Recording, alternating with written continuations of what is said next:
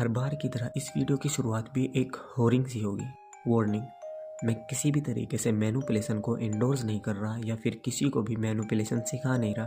Basically मैं ये videos बना रहा हूँ ताकि मैं अवेयरनेस फैला सकूँ कि आखिर मैनिपुलेशन होता क्या है, ताकि आप जान पाएँ और इन फ्यूचर मैनिपुलेशन के विक्टिम बनने से बच पाएँ।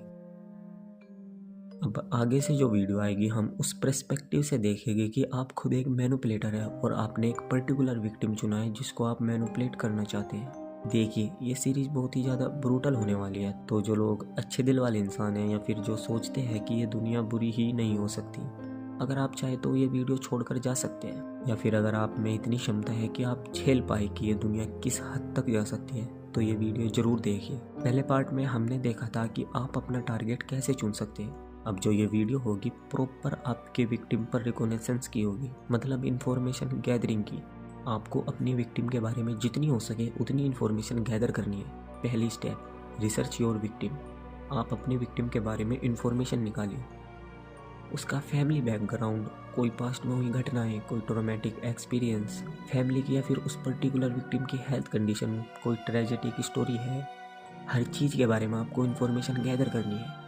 एक ऐसी चीज़ या फिर घटना जो इस इंसान के बारे में डार्क हो, जिसको वो छुपाता हो या फिर शायद उससे भाग रहा हो, क्योंकि इंसान का पास्ट और ट्रॉमा उसके खिलाफ बहुत ही ज़्यादा इफ़ेक्टिवली यूज़ किया जा सकता है।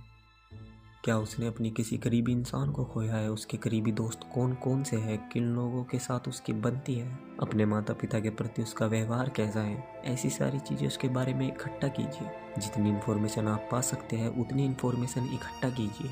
वो इंसान आपके लिए कोई किताब होना चाहिए। दूसरी स्टेप, आइडेंटिफाई देयर वीकनेस। अब जब आपके पास इनफ इन्फॉर्मेशन है तो आप उसमें से ऐसी चीज़ें ढूंढ सकते हैं जो उसको पूरे तरीके से तोड़ने में मदद करें। हेल्थ कंडीशन, पास्ट या फिर ट्रॉमास। मैं बार बार हेल्थ कंडीशन दोहरा रहा हूँ क्योंकि health condition in the term of psychological, अगर उस इंसान को PTSD मतलब पोस्ट ट्रॉमेटिक स्ट्रेस डिसऑर्डर जैसी कोई भी बीमारी है तो आप उस इंसान का ट्रॉमा उसके खिलाफ बहुत ही इफेक्टिवली यूज़ कर सकते हैं। इतना इफेक्टिवली कि वो चीज़ उसको पूरी तरह से खोखला कर सकती है। उस सारी इन्फॉर्मेशन में से ऐसी चीज़ ढूंढिए जो उसको पूरी तरह से तोड़ पाए, ऐसी चीज़ जो उसके दिमाग पर आसानी से हावी हो सके। तीसरी step, know about your victim limits. आप अपने विक्टिम की लिमिट या फिर उसकी प्राइवेसी को थोड़ा जांचिए, पर डायरेक्टली नहीं, इनडायरेक्टली ये चीज़ें किसी और से करवाइए और कुछ चीज़ों पर गौर कीजिए, जैसे वो इंसान अनकंफर्टेबल होने पर कैसा रिएक्ट करता है या फिर उसकी लिमिट को कोई क्रॉस करे तब वो कैसे रिएक्ट करता है। यहाँ पे मैं लिमिट इमोशनल कंटेक्स्ट में बात कर रहा हूँ, ना कि फिजिकल में। Step 4, get in contact with your victim. अब तक जो 3 स्टेप थी उसमें आपने अपने विक्टिम को पैसिवली या फिर इनडायरेक्टली देखा। जब आप उस इंसान के कांटेक्ट में जाएंगे तो ध्यान रखिए, आपको एक बहुत ही गुड पर्सन बनना है। उस विक्टिम के अराउंड जो लोग रहते हैं वो भी आपके चार्म से अफेक्ट होने चाहिए। आपका विक्टिम आपकी तरफ अट्रैक्टेड होना ही चाहिए। आपको इस हद तक अच्छा बनना है क्योंकि आप अब तक ऐसी स्टेज पर नहीं है कि कोई टैक्टिक या फिर कोई साइकोलॉजिकल स्किल इस्तेमाल कर सके ताकि वो इंसान आपको पाना चाहे। ये स्टार्टिंग पॉइंट है जहाँ आपको अपने विक्टिम के लिए एक फेक पर्सनैलिटी तैयार करनी होगी। आप वो इंसान बनिए जो आपका विक्टिम चाहता है। Step 5, test your information. अब आप उस इंसान को कांटेक्ट में हैं तो अब ये सही वक्त होगा कि आप अपनी इन्फॉर्मेशन को टेस्ट कीजिए। जो इन्फॉर्मेशन आपने इकट्ठा की थी, आप उस इंसान से बातों ही बातों में वो चीज़ उगलवा सकते हैं जो आप चाहते हैं, और आप अपनी इन्फॉर्मेशन को टेस्ट कर सकते हैं क्या वो सच्ची है या फिर झूठी। इससे आपको एक सेंस ऑफ कन्फर्मेशन मिल जाएगा। इस फेज में आपको उस इंसान से जितना हो सके उतना कनेक्ट करना है। उसके बारीक से बारीक इमोशन पर ध्यान रखिए या फिर वो आपको किस हद तक चीज़ें बताता है।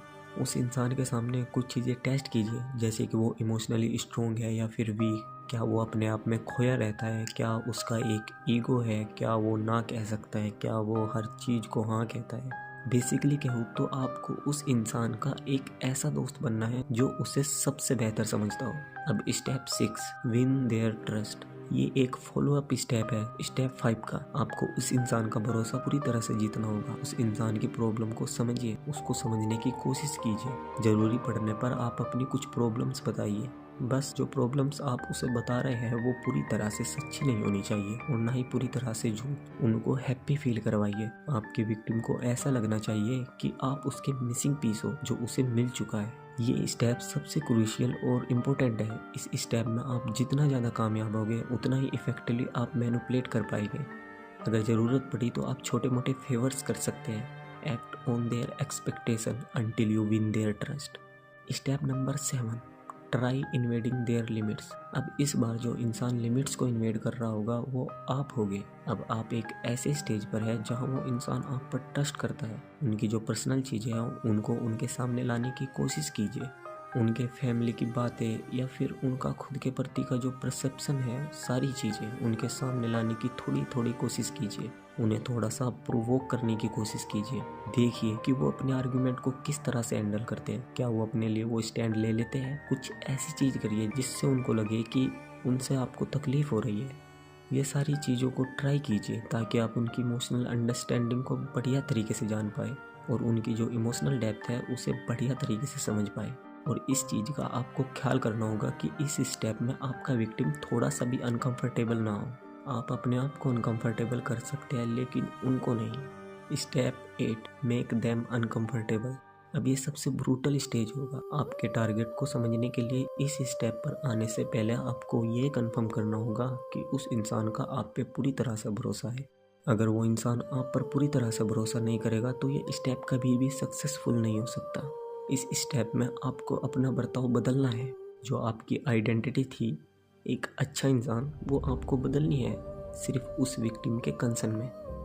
अपने विक्टिम के साथ छोटे छोटे झगड़े कीजिए और देखिए कि वो कैसे रिएक्ट करते हैं। क्या आप उनको डोमिनेट कर पाते हैं? वो डोमिनेंस को किस तरह से हैंडल करते हैं? उन पर गुस्सा होकर देखिए। आप उनको जेलस फील करा सकते हैं या फिर आपने जो फेवर्स किए थे उनकी याद दिला सकते हैं ताकि वो कभी ना भूल पाए। आपका रोल उनकी ज़िंदगी में बहुत ज़्यादा इम्पोर्टेंट है। उनको इस चीज़ पे यकीन होना ही चाहिए कि उनकी ज़िंदगी आपके बिना कुछ भी नहीं।